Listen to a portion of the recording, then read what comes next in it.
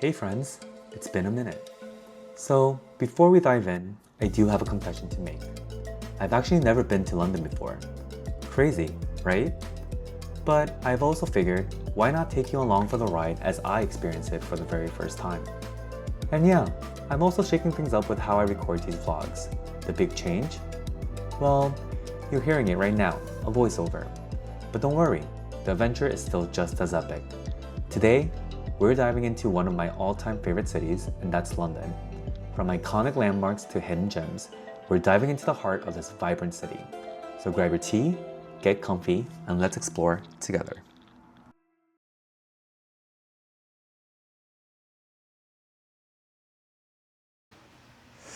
Hey guys, it's Thursday. It's currently 9 o'clock. I am going to London and Paris tomorrow, so I am desperately in need of packing, but I literally have no idea where to start. So figure why not turn on the camera, have you guys join me and make this a interactive packing session.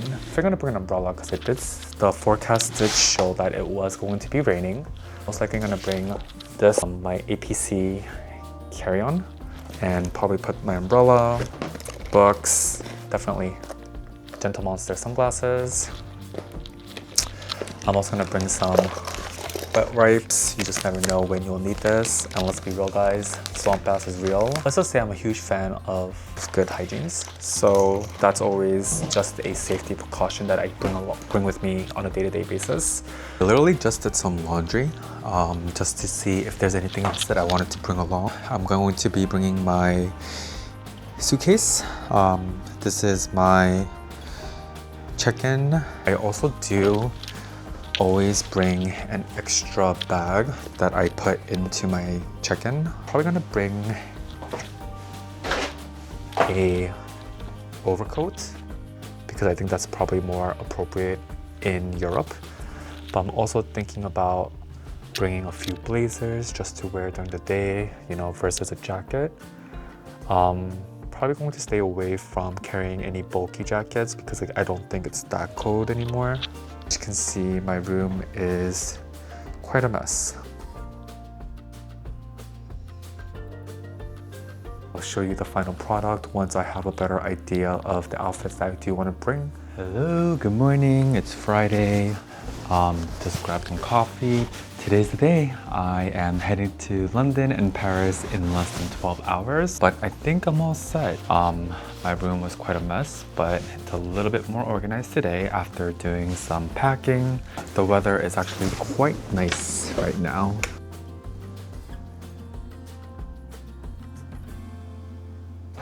Let me show you how I've organized my check-in bag. I am a little bit type A when it comes to packing. I'd like to make sure it's nicely packed away and of course easily accessible. So let's take a look.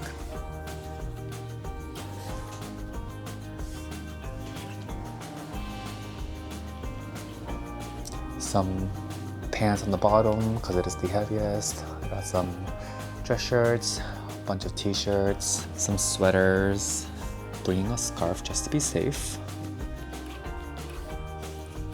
A must is a miyaki. Just tuck this away a little bit. I always do bring swim shorts just in case if they have pools or not, but just, I don't know, better safe than sorry. On this side I have some of my toiletries for getting ready. I just need to put the rest of my toiletries. This is my extra bag. I'm bringing some medications because you just never know how you'll feel while you're there. In that bag over there, it's more of my slippers.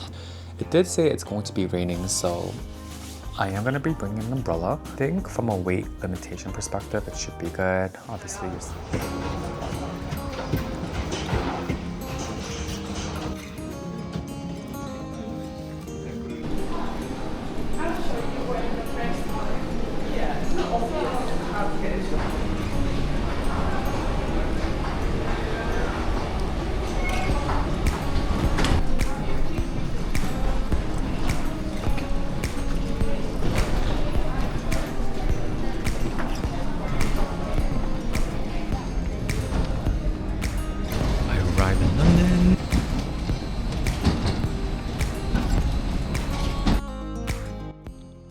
So I finally made it to the hotel and dropped my bags.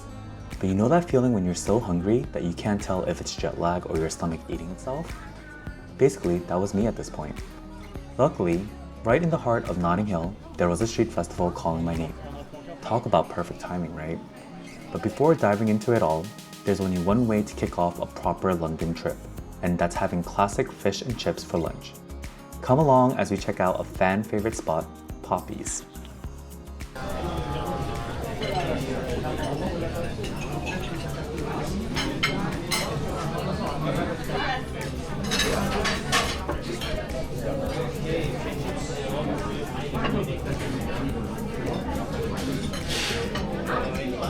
And I'll just take a hot seafood platter. And then can we get one Coke?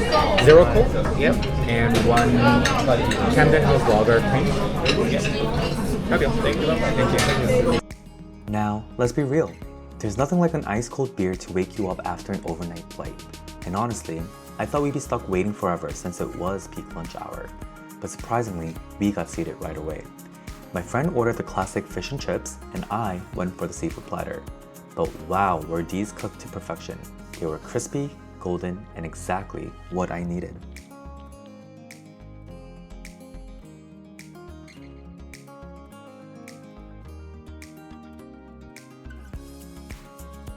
So now, it's time for a little informal mukbang session.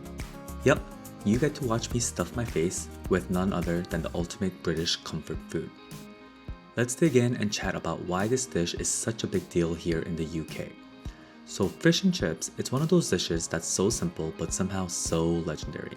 I mean, how did fried fish and potatoes become such a cultural icon?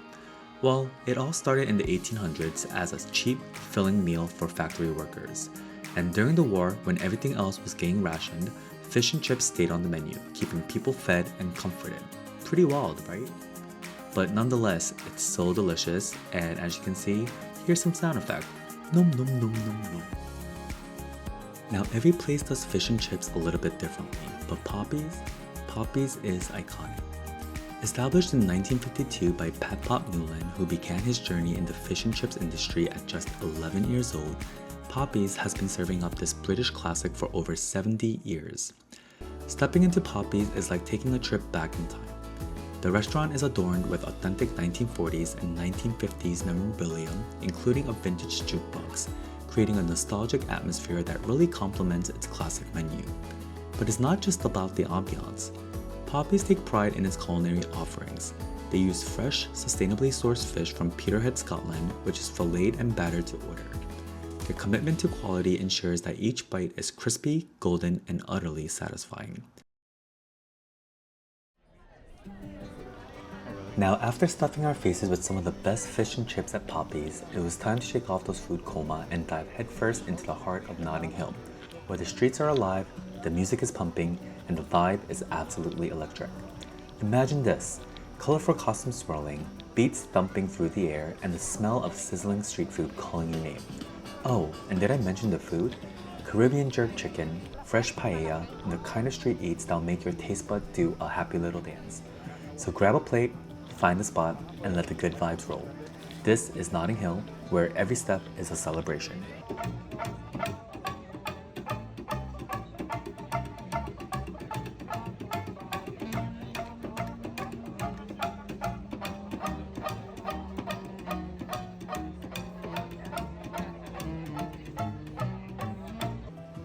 Alright film lovers, this one's for you.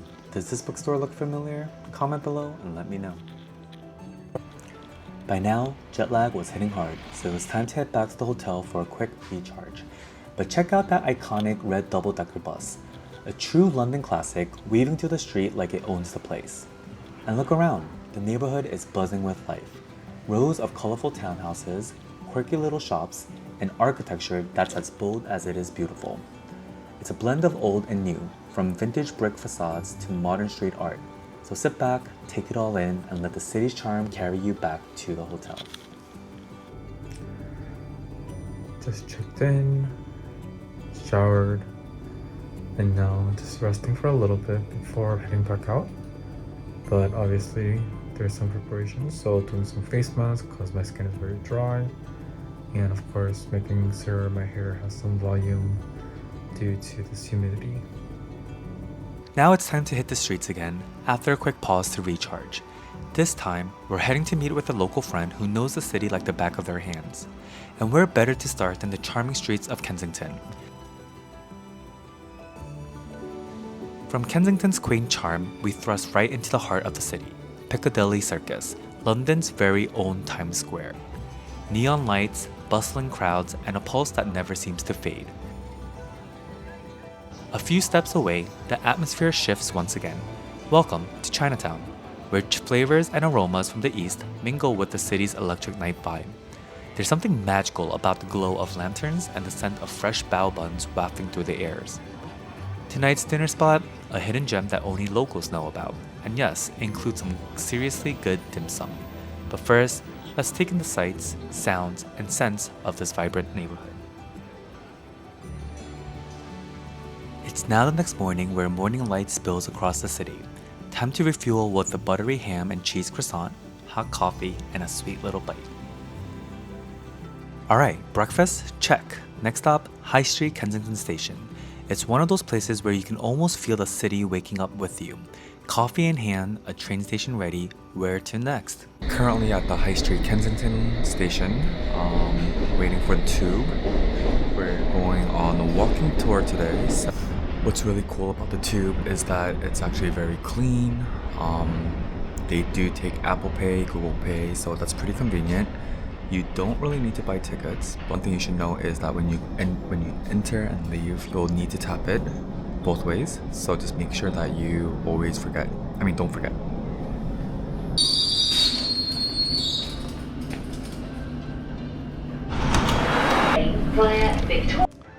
London transportation, where you'll never know who you'll run into, or what. Clearly, this pigeon had places to be too. Brace yourself as we're now at the Elizabeth Tower, or as everyone knows it, Big Ben. And just across the river, the iconic London Eye, giving you a bird's eye view of the whole city. We're now kicking off our walking tour in one of London's most iconic spots, surrounded by history, culture, and some serious photo ops. Did you know this area was once the stopping grounds for kings, spies, and yep, even Shakespeare? Let's see what stories these streets have to tell. Our first stop is the National COVID Memorial Wall. Thousands of red hearts, each representing a life lost. It's a powerful and somber reminder of the impact felt across the city and beyond. But let's take a moment to honor and remember those whose lives were lost during this time.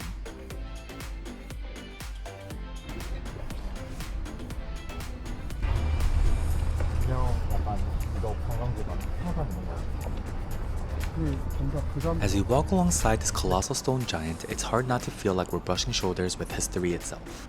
Westminister Abbey has seen kings crowned, queens wed, and enough royal drama to fill a season of The Crown. Here's a different angle to Big Ben. Pretty stunning, right? Now let's get back to the Westminster Abbey. It's a landmark that's been at the heart of British history for over 1,000 years. Fun fact, every British monarch since 1066 has been crowned right here in the Abbey, starting with William the Conqueror. This iconic site has also been the venue for 16 royal weddings and the final resting place for countless kings, queens, and historical figures. Now across the street, we find ourselves at Charing Cross, home to some of the city's most striking statues and monuments. From war heroes to historic leaders, each statue tells a story. Ever wonder how many pigeons have claimed these guys as their personal perch? Yeah, me too. All jokes aside, this spot is a who's who of history. You got everyone from King Charles I, whose statue marks the official center of London, to Edith Cavell, a World War I nurse turned national hero. Next, Mahatma Gandhi, who serves as a symbol of peace and resistance.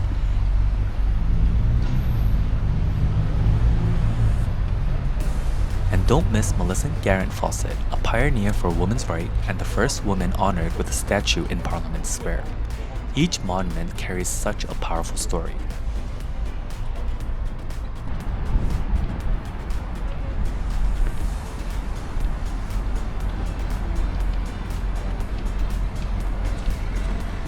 Now this whole area was closed for filming, but I am curious which movie it would be.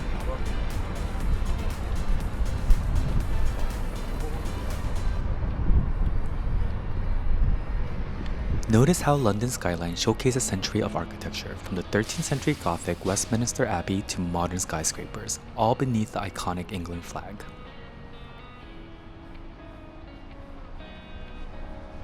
From here, it was straight shot to the Trafalgar Square, the heart of the city and a gathering place for everything from protests to celebrations.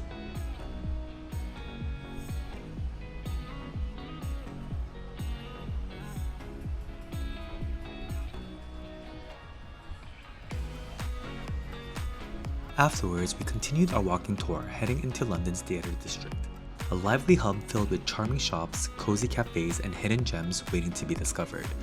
Now, that was a little bit anticlimactic, don't you think? Or maybe we just haven't found the right spot yet. Let's keep moving. And just like that, we stumbled upon Mary Poppins. And by now, we're getting the full London experience. Grey skies, sporadic rain, and that familiar sense of déjà vu. As we walk past something oddly familiar, take a guess. Where are we? Here's a hint. We passed by this spot our first night on the way to dinner. After all that walking, the sight of these pastries feels almost too inviting. The rich aroma and golden crust are a tempting reminder that it's nearly time to indulge. Princess Diana as Mary Poppins. It's a touching tribute, a reminder of the people's princess who've always brought a little magic to the world. It's now officially noon and we're nearing the end of our morning tour, and we make a last stop at Covent Garden, a lively square buzzing with street performers, market stalls, and some of London's best hidden gems. And lunch? It's at none other than Ivy Grill, a classic spot with a touch of glamour.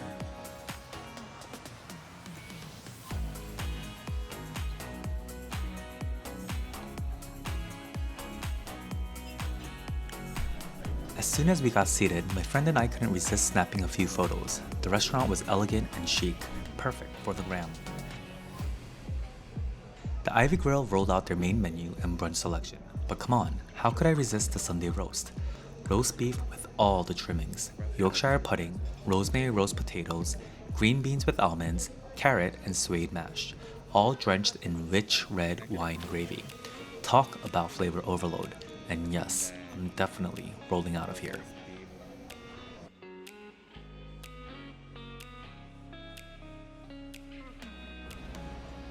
After a delicious meal, there was still some time before the afternoon tour. So what better way to spend it than grabbing a cup of coffee and strolling through Covent Garden.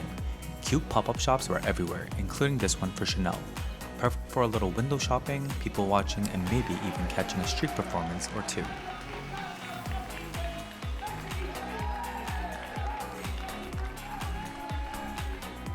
After meeting up with our next tour guide, we're on the move again, cruising through London on the classic double-decker. But where to next? Well, you'll just have to wait and see. Stay tuned for part 2. Trust me, you won't want to miss it.